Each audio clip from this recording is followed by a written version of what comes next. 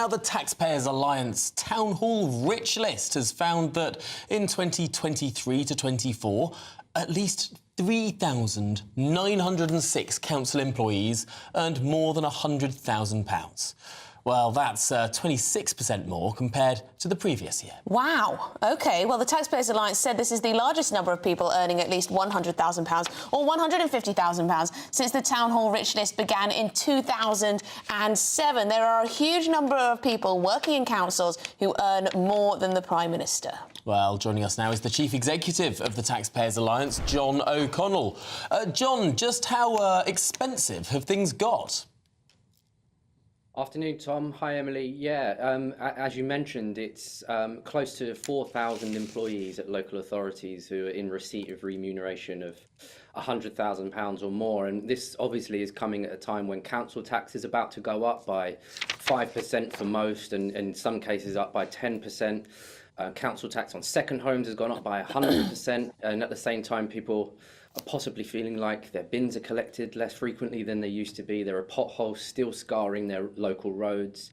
And there's an important conversation to be had about value for money here, about whether people are in receipt of quite large salaries, doing quite important jobs, it has to be said, and whether they're actually delivering value for council taxpayers' money.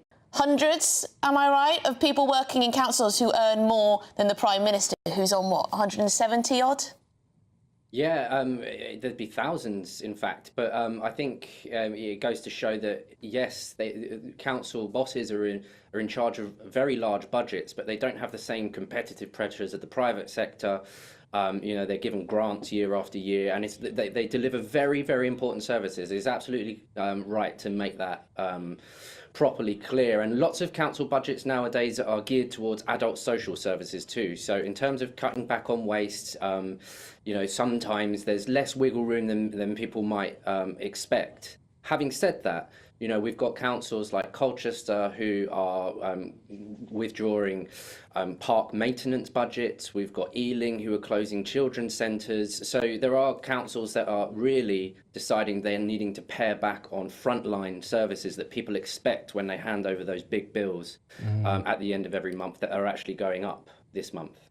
Now, you've looked at, of course, all the councils across the country, and the number one council for the most number of people who are paid a six-figure salary, it's Westminster.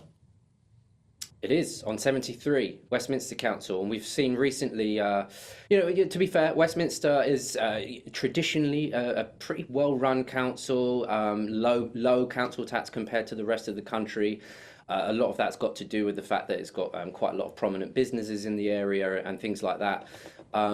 That said, we've seen recently, of course, that Westminster Council have been issuing guidance on quiet nights out and, really putting the screws on areas like Soho, which are, sort of the life and soul of central London.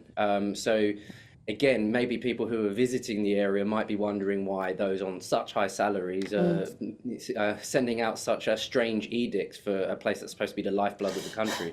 Absolutely. It doesn't make sense to me. John O'Connell, thank you very much indeed from the Taxpayers Alliance.